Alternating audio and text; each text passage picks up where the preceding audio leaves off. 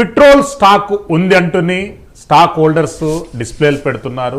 కానీ ప్రజలేమో వేలాదిగా పెట్రోల్ బంకుల ముందు క్యూ కడుతున్నారు.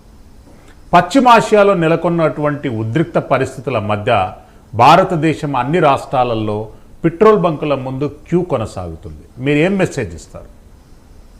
ఒకటండి, ఇందాక ప్రొఫెసర్ జయలలితారావు గారు చెప్పినట్టు లాక్డౌన్ అనే పదం ఏదైతే ఉందో అది మనం చాలా జాగ్రత్తగా వాడాల్సిన అవసరం ఉందండి. యాక్చువల్లీ మీరు చాలా మంచి ప్రశ్న అడిగారు. ఎందుకంటే మీరు ప్రశ్న అడగటం వల్ల దాని యొక్క ఇంపార్టెంట్ సిగ్నిఫికెన్స్ చెప్పగలుగుతున్నాం మేము.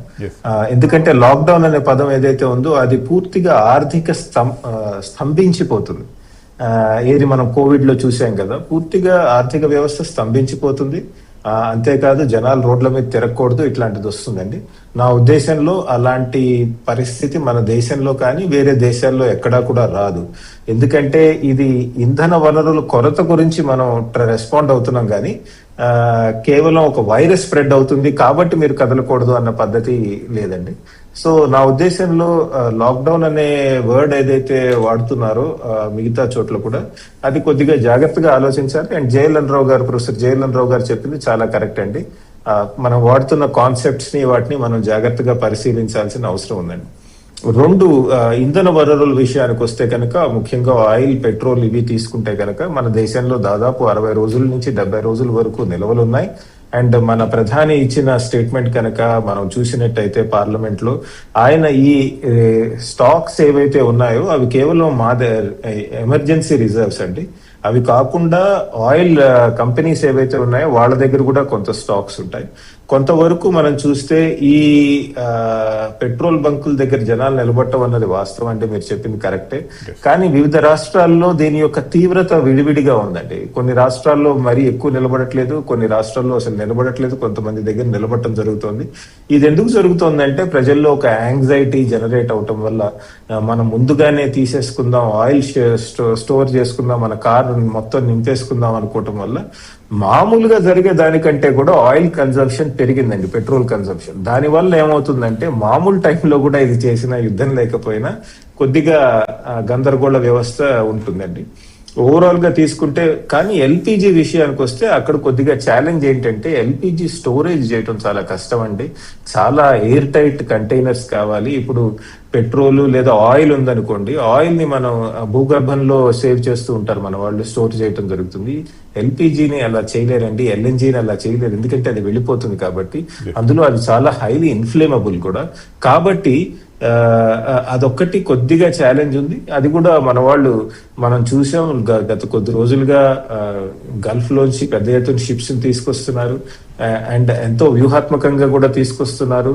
స్ట్రైట్స్ ఆఫ్ హర్మూజ్ లో కాకుండా స్ట్రైట్స్ ఆఫ్ హర్మూజ్ కి కొద్ది దూరంలో మన నేవల్ షిప్స్ వెయిట్ చేస్తున్నాయండి. ఎందుకంటే పొరపాటున ఏమన్నా అయితే కనుక ఈ షిప్స్ కి అందులో ఉన్న వాళ్ళని కాపాడటానికి మన సేనలు సంసిద్ధంగా ఉన్నాయి, నావికాదళ సేనలు.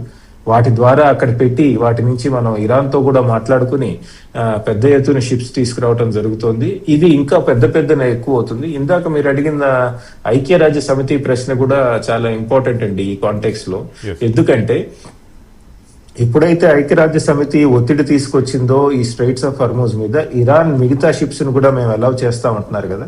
సో దాని వల్ల కూడా మనకి ఇంకా ఆయిల్, న్యాచురల్ గ్యాస్ షిప్స్ అవి రావటం జరుగుతాయి. అంతేకాదు వివిధ ప్రాంతాలు, ప్రపంచంలో ఉన్నటువంటి వివిధ ప్రాంతాల నుంచి కూడా మనం న్యాచురల్ గ్యాస్ తెచ్చుకునే ప్రయత్నం నడుస్తుంది. ఉదాహరణకి మనకి ఎంతో సన్నిహితంగా ఉన్నటువంటి రష్యా కూడా న్యాచురల్ గ్యాస్, పెట్రోల్, ఆయిల్ తో పాటు న్యాచురల్ గ్యాస్ కూడా ఇస్తామని చెప్పింది. అలానే ఆస్ట్రేలియా నుంచి తెచ్చుకోవచ్చు, అమెరికా నుంచి కూడా తెచ్చుకోవచ్చు, కానీ కొద్దిగా టైం పడుతుంది అంటున్నారు, 31 రోజులు అలా. అలానే ఆఫ్రికా నుంచి ముఖ్యంగా నైజీరియా, అంగోలా ఇలాంటి ప్రదేశాల నుంచి ఆయిల్ కూడా తెచ్చుకునే ఏర్పాట్లు జరుగుతున్నాయి. సో నా ఉద్దేశంలో మరీ కోవిడ్ అంతా ఆర్థిక అలజడి లేదా ఆర్థిక వ్యవస్థలో తీవ్రమైన అలజడి లేదా స్తంభించిపోవటం జరగదండి. కొద్దిగా అటు ఇటు మనం ముందుకు వెళ్తాం. నా ఉద్దేశంలో యుద్ధం దీర్ఘకాలికంగా కొనసాగిన వేరే ప్రత్యామ్నాయ ఏర్పాట్లు ముఖ్యంగా రష్యా నుంచి మనం పెద్ద ఎత్తున తెచ్చుకుంటున్నాం కాబట్టి నా ఉద్దేశంలో మనం కంగారు పడాల్సింది, అంటే కొద్దిగా కంగారు పడటం ఓకే, కానీ మరీ తీవ్రమైన ఆందోళనకి గురి కావాల్సిన అవసరం లేదండి. ఎస్, సాయి గారు, ఆయిల్ మూలం మిదం జగత్తు అంటున్నారు. ఇప్పుడు గత కొన్ని రోజుల నుండి ఏ యుద్ధం వెంజులా కానివ్వండి, రష్యా అండ్ ఇజ్రాయెల్ మధ్య కానీ any wars, oil, crude oils, uranium వాటి చుట్టే కొనసాగుతున్నాయి. ఈరోజు తాజాగా భారత మా ప్రభుత్వం ప్రకటించింది 29 క్రూడ్ ఆయిల్ను తీసుకొని వస్తున్నటువంటి ships state of Hormuz conflict కారణంగా ఆగిపోయినాయి అని చెప్పారు.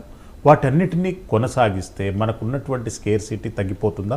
కన్క్లూజన్ పాయింట్లో చెప్పండి. ఎస్ సార్, అంటే మీరు అనుకుంటే సార్ ఇప్పుడు ఏ అయితే 22-29 షిప్స్ ఉన్నాయో 29 షిప్స్ ఉన్నాయో అవి యుద్ధం స్టార్ట్ అయ్యే ముందు అక్కడ స్టాప్ అయ్యాయి అంతే సార్. ఎస్, బట్ మీరు చూసుకుంటే కనుక 90% ఆఫ్ ఆయిల్, క్రూడ్ ఆయిల్స్ ఏమైతే ఉన్నాయో మనకి హార్మోజ్ అంటే కాదు, ఇరాన్ మంత్రిత్వ శాఖ ఆల్రెడీ మనకు ఎన్ఓసి ఇస్తున్నట్టు, క్లియరెన్స్ ఇస్తున్నట్టు ప్రకటన వచ్చింది, కానీ ఎందుకు ఆగా షిప్పులు? ఎస్ సార్, ఇప్పుడు మీరు నార్మల్గా చూసుకుంటే కనుక ఒక్క ఇండియన్ షిప్సే కాదు సార్, ఇప్పుడు ఇరాన్కి మన సార్ చెప్పినట్టుగా పాకిస్తాన్ నుంచి వాళ్ళు దాడులు చేయడానికి కూడా చూస్తే కనుక పాకిస్తాన్ షిప్ నిన్న కాక మనం చూస్తే హర్మోజ్ దాడితే మళ్ళీ దాన్ని వెనక్కి తీసుకొచ్చారు. ఎందుకు తీసుకొచ్చారంటే ఈ రివల్యూషన్ గార్డ్స్ ఎందుకు ఉన్నారంటే వీళ్ళని వెళ్తే కనుక ఇప్పుడు ఇండియా ఉందనుకోండి సార్, మనము మిగతా దేశాలతో చూస్తే కనుక మన షిప్స్ని వాళ్ళు ఎలవ్ చేస్తే అమెరికా ఇప్పుడు మనకి ఏం చేసింది, రష్యా నుంచి మీరు ఆయిల్ కొనుక్కోవడానికి 30 రోజులు ఇచ్చారని చెప్తున్నారు. మన ప్రభుత్వం ఏమో మీరు మాకు పర్మిషన్ ఇవ్వాల్సిన అవసరం లేదన్నారు. భారత్ ఇలాంటి దేశాలలో ఒక షిప్స్ ఇక్కడ మనం ఆపేస్తే ప్రపంచవ్యాప్తంగా ఉన్న దేశాల్లో ఈ ఆయిల్ స్కేర్సిటీ ఏదైతే ఉందో మన సార్స్ ఇప్పుడు మాట్లాడుకున్నట్టుగా లాక్డౌన్ అంటే విధానం వస్తే కనుక అప్పుడు అమెరికా మీద ప్రెజర్ పెరుగుతుందనేది ఒక IRGC ఇరాన్ యొక్క ఒక ప్లాన్ అని కూడా మనం చెప్పుకోవచ్చు సార్. ఇంకా మీరు చూసుకుంటే కనుక ఆయిల్ నిల్వలన్నట్టుగా సార్ చెప్పినట్టుగా మనకి ఎటువంటి డోకాలు ఇస్తారు చెప్పాలంటే 3 కోట్ల బ్యారెల్ ఆయిల్ని మనం రష్యా నుంచి కొన్నాం. 60,000 బ్యారెల్ ఆయిల్ మనకి ఏప్రిల్ ఫస్ట్ వీక్లో రాబోతుంది. మీకు ఇంకొక చూస్తే కనుక విశాఖపట్నం అండ్ బెంగళూరు, మంగళూరు దగ్గర మనకి భూగర్భ నిల్వలు ఉన్నాయి సార్. అవి ఏదైతే రిఫైనరీస్ కాకుండా భూగర్భ నిల్వలు కూడా కొన్ని మనకి ఉన్నాయి. దాన్ని ఇంకా ఇంక్రీజ్ చేస్తున్నారు. కాబట్టి క్రూడ్ ఆయిల్లో మనకి ఆందోళన లేదు, కానీ CNG ఏదైతే LPG గ్యాసెస్ ఉన్నాయో వాటిలో కొంచెం మనం ఆందోళన చెందాల్సిన అవసరం ఉంది. బట్ మరి దేశవ్యాప్తంగా కూడా పెట్రోల్ బంపుల దగ్గర లైన్లు ఇవన్నీ ఎవరి స్వార్థం కోసము ఈ బ్యాడ్ ప్రొపగండా కొనసాగుతుంది? ఇదంతా మనకు తెలిసిందే కదా సార్. దీనికి మెయిన్ కారణం ఏంటంటే మన సోషల్ మీడియా. అంటే కాదు, మొట్టమొదటిగా ప్రారంభమైంది అహ్మదాబాద్ లోనే. అహ్మదాబాద్ లో అంటే పెట్రోల్ బంకుల ముందు క్యూలు స్టార్ట్ అయింది అహ్మదాబాద్ లో. దేశవ్యాప్తంగా అది కొనసాగింది.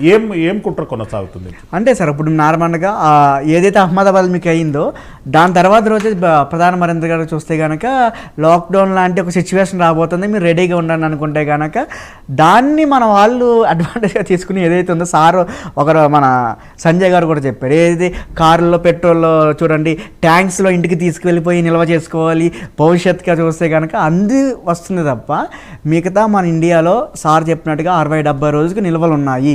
ఈరోజు మన మంచి న్యూస్ ఏంటంటే ఇరాన్ యొక్క ఫారెన్ మినిస్టరే అనౌన్స్ చేశారు ఇండియాని కూడా మేము అలౌ చేస్తాం అన్సారీ. మనకి బిగ్ బ్రదర్ రష్యా ఎలాగా ఉన్నారు చెప్పాలంటే. అందుకే మీరు అంటే ఒక అవసరం అనుకుంటే వెనిజులా దగ్గర కూడా కొనడానికి వస్తుంది సార్. వెనిజులా ఒక డీప్ పాయింట్ ఏంటంటే సార్, ఇక్కడ మీరు చూసుకుంటే కనుక ప్రధాని నరేంద్ర మోదీ గారు CCS మీటింగ్ పెట్టారు, క్యాబినెట్ ఫర్ ద సెక్యూరిటీ.